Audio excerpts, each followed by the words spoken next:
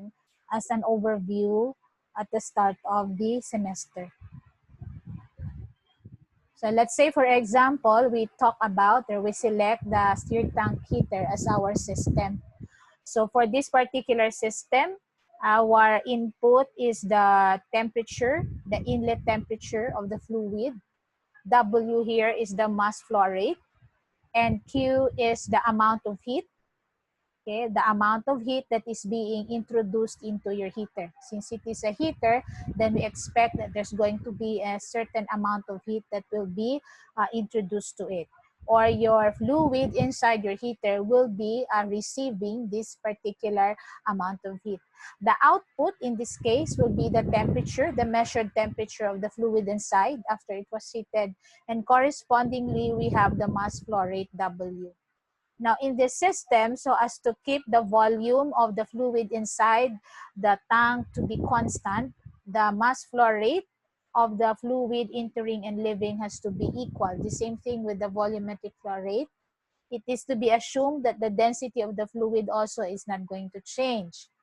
Now, for this system, since this is a controlled system, so we wish to control or effect control on the temperature of the fluid leaving our stirred tank heater based on the changes in the inlet temperature. We have the T sub R representing the desired value or the set point of such temperature. So in our controller, we have this inputted. So we input this in the controller to be our set point, and this will be the value in which we're going to compare the actual measured value of the T here as the process proceeds, and depending on the type of disturbance in which your inlet temperature is subjected to. Now, the error, of course, as you know, will be the difference between that set value that you have inputted in your controller and the measured value. So you know that the measured value or the sensed value actually is not equal to the actual temperature because our measuring or our sensing device have its own lag. So it has its own transfer function in which it has also its own tau. And that tau determines how fast your sensing device or instrument is going to detect changes in the temperature of the fluid leaving our system. So it's not something instantaneous. So we place here T sub M, not T. Now, if controller changes the heat input to the tank by an amount proportional to the error, then the control is proportional control. So you have the phrase here, the controller changing the Q, that's the heat input to the tank by an amount that is proportional to the error. Then the control that is affected is proportional control. What does this mean? If correspondingly there will be changes, whatever form that may be, in the inlet temperature of our fluid, correspondingly our outlet temperature will change. How will the system compensate for the change in the outlet temperature of that particular fluid? It will compensate by adding a considerable amount of heat, or that is specifically adjusting, because sometimes heat will be reduced or sometimes heat will be added depending on the degree of the deviation of the sense temperature from the set value.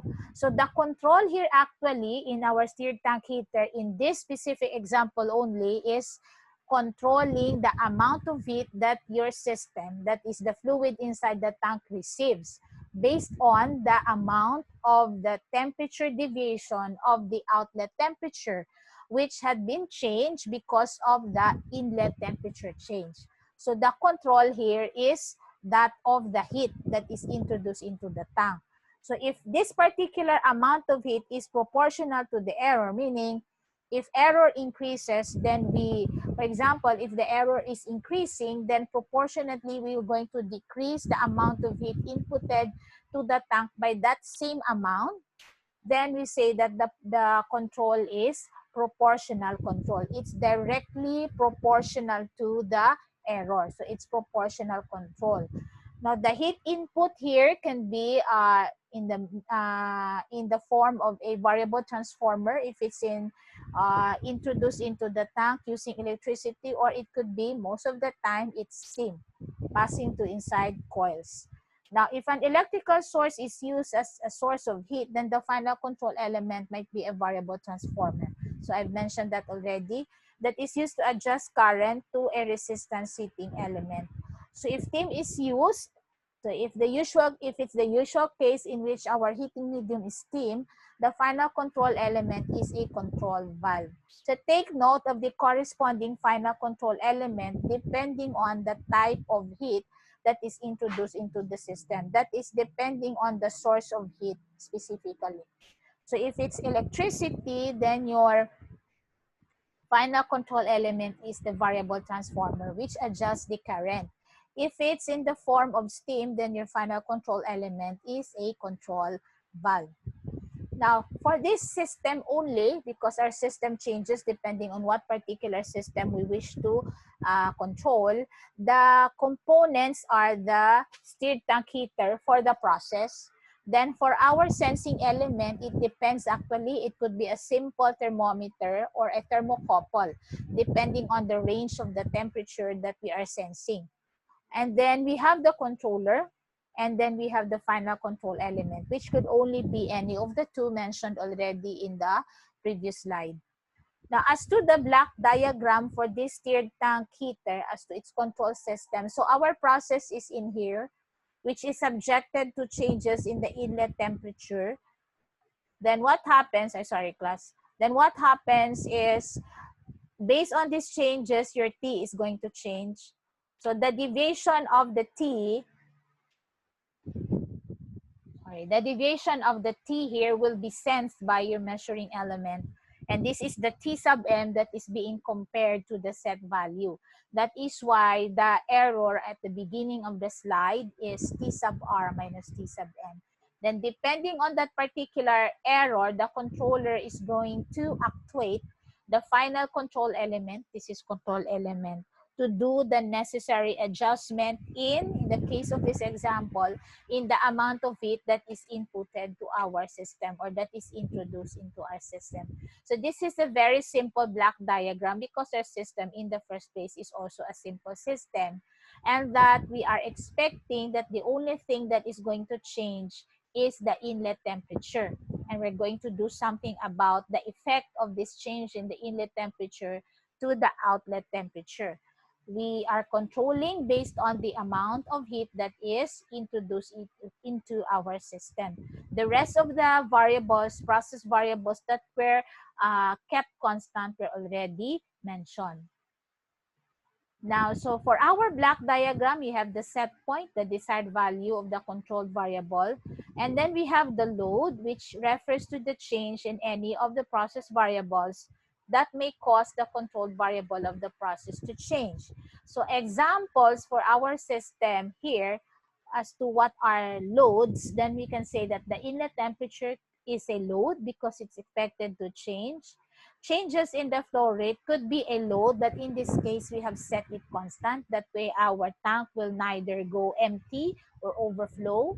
And a load can also be the heat loss from the tank. If it's not insulated, then there will be corresponding radiative heat loss, convective and radiative heat loss from the tank. So if these two were not mentioned, if this one specifically, heat loss, was not mentioned, then it's okay to assume that it's negligible.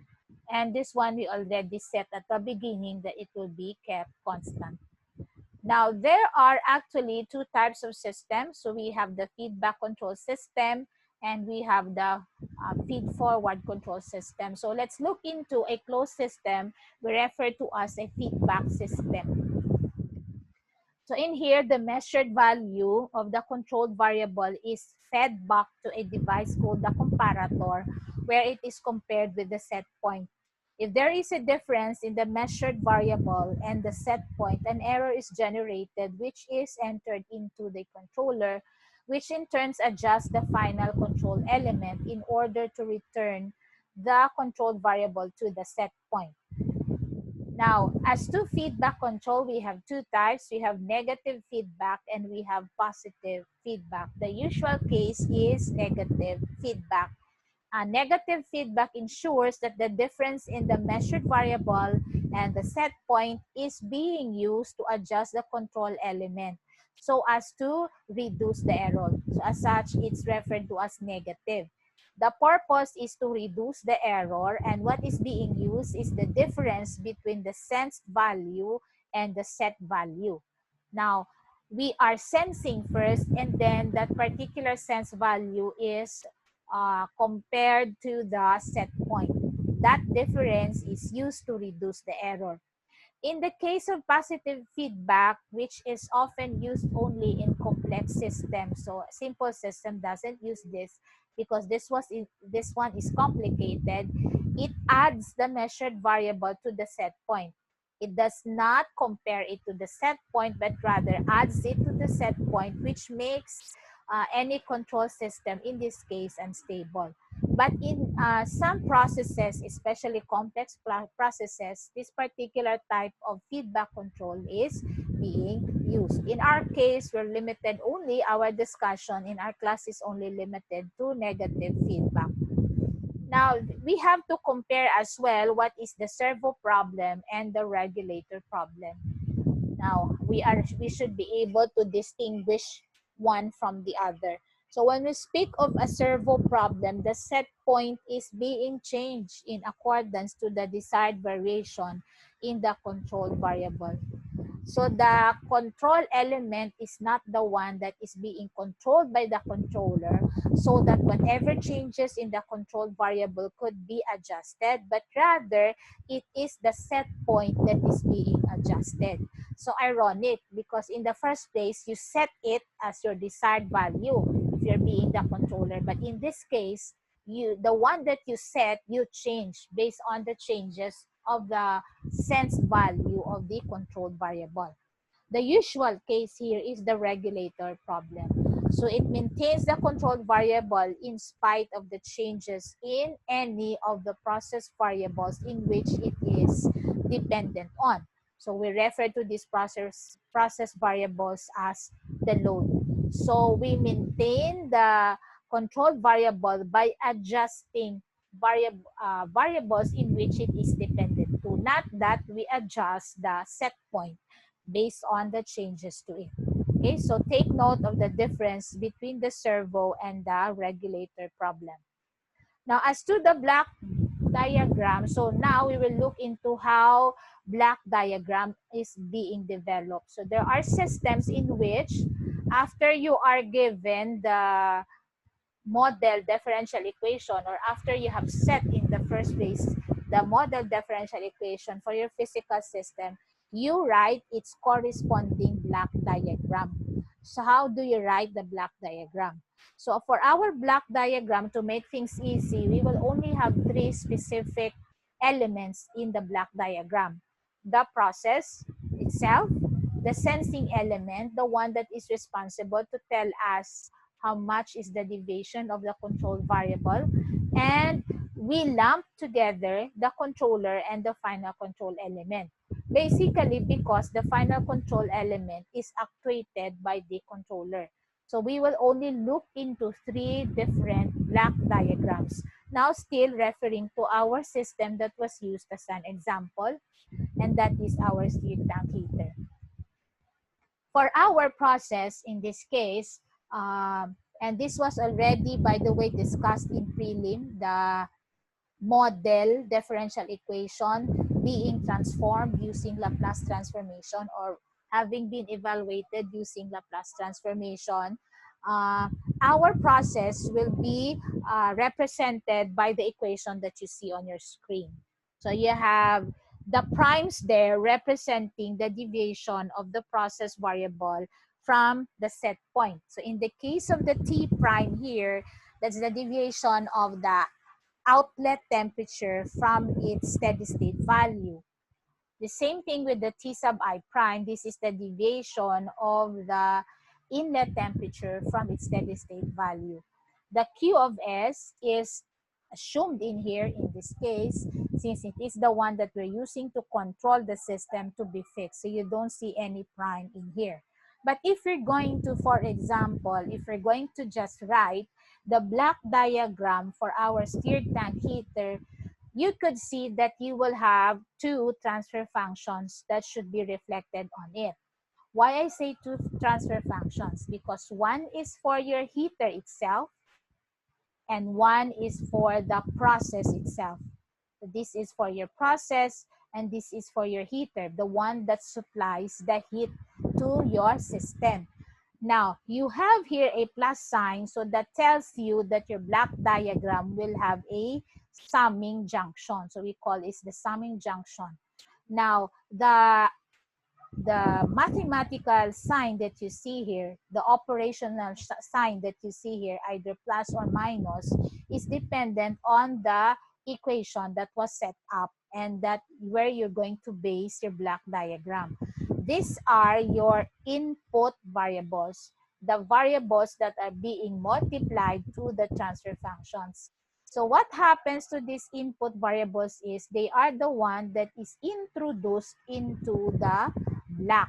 So with the input here, for example, the T sub I prime of S, it's introduced into the block, which has the transfer function 1 over tau S plus 1.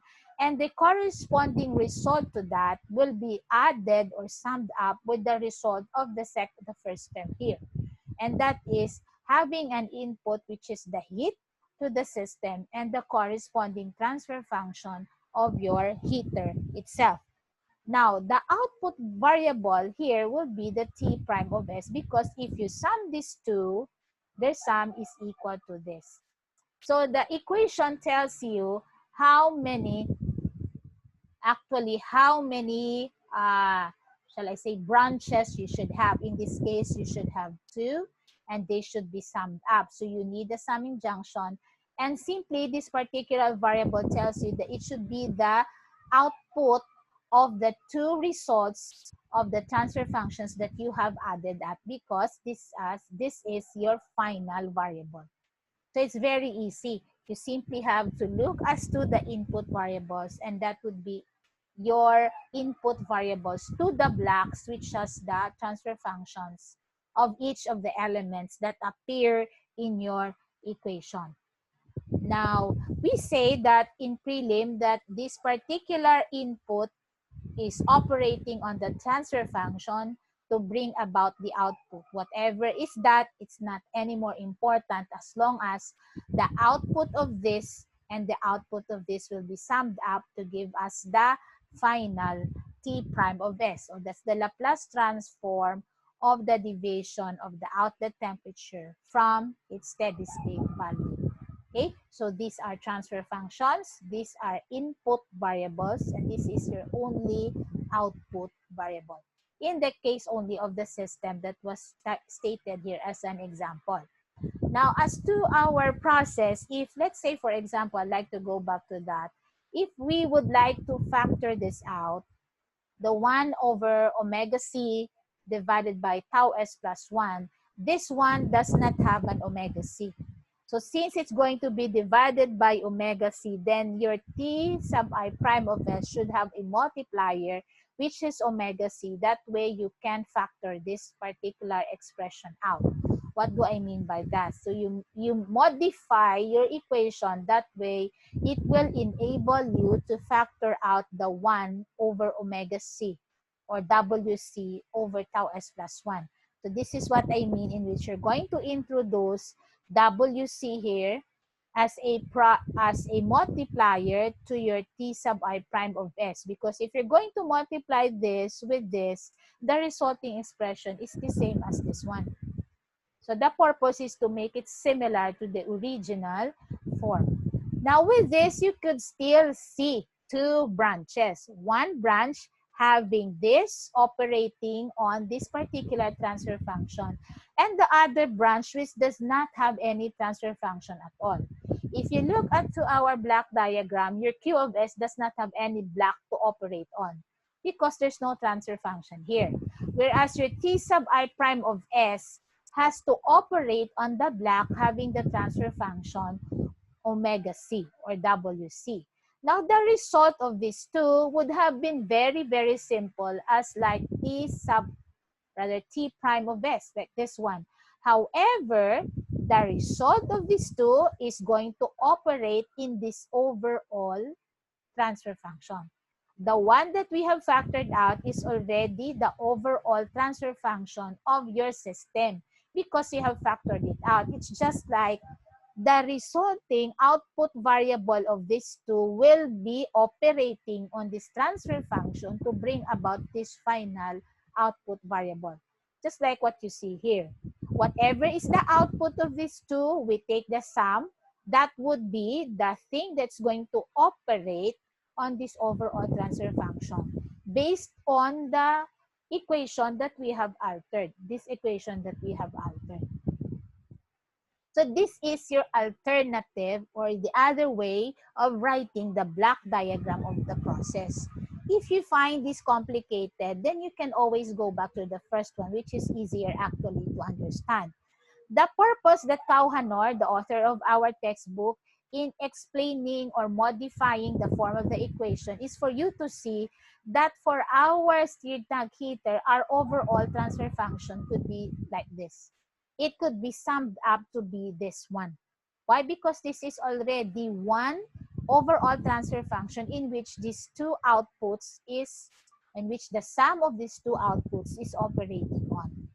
Okay, but nonetheless, you have the first one also to use. It's also correct.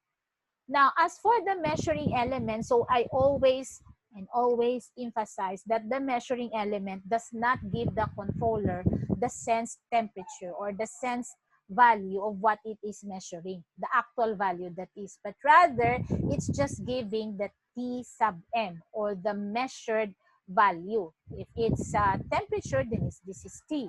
If it's concentration, let's say Y, then there should be Y sub M. It's not the actual. Why? Because you also have this tau sub M for your measuring element. The tau sub M tells you how fast is your particular device going to, shall I say, detect the changes on the input variable to it. In the case of our sensing device, the input variable to it is the temperature that it is sensing. The output is the one that the measured value that it is showing. So there's going to be a lag because it's not instantaneous. And the tau is this, the tau sub n. So for your measuring element, you have a very simple block diagram. The input, which is the actual sense temperature, the output, which is the value that it's going to send to the controller. This one is different from this. So they're not equal. And it's going to operate, the input is going to operate on this transfer function. Now, as to the last element in our block diagram, that would be the controller and the final control element lumped together as one. So our controller, so actually, this is our comparator. It compares the sense temperature to the set value. The controller is receiving the error. So now, based on that error, the controller, so this is the error, the controller, which has a transfer function of K sub C, will now actuate the final control element as to what or how much would be the amount of, let's say, for example, the amount of steam, the flow rate of steam that is going to be introduced into your system so that the change in the outlet temperature could be adjusted. So this is the transfer function of your controller. The input is the error coming from the comparator. And then your controller is going to send a signal to your final control element. That way it can, let's say for example, adjust the flow of steam. That way heat introduced into the system is adjusted as well. So you have these particular equations that could be taken from this one or vice versa. This one coming from this or this coming from this. These two should be connected and they should be equally representing one or each other, that is.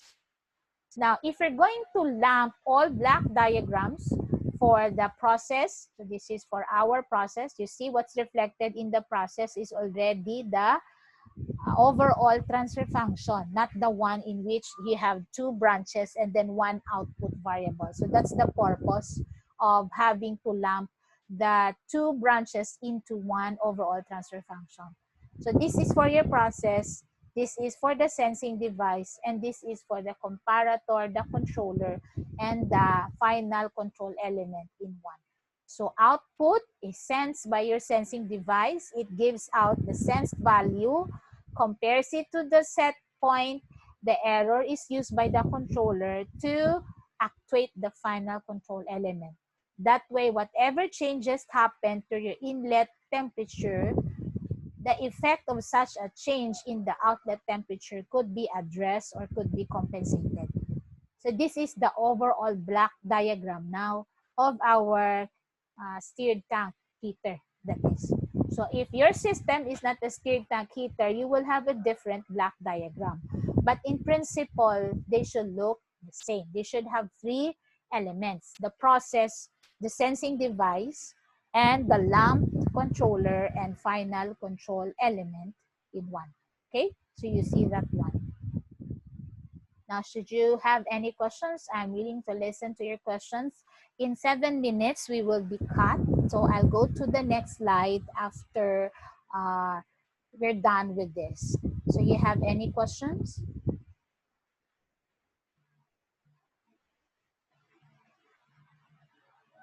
You don't have any questions, class?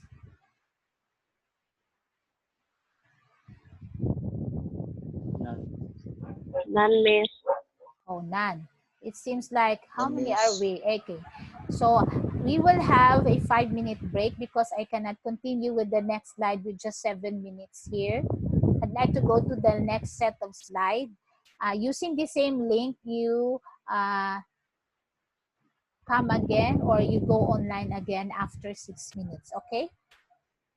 I'll just have a bathroom break and you'll just drink water. Then we will have another rather set of slides to discuss. Okay, Okay, class? Okay. Okay, miss. Okay, see you later. Okay, miss.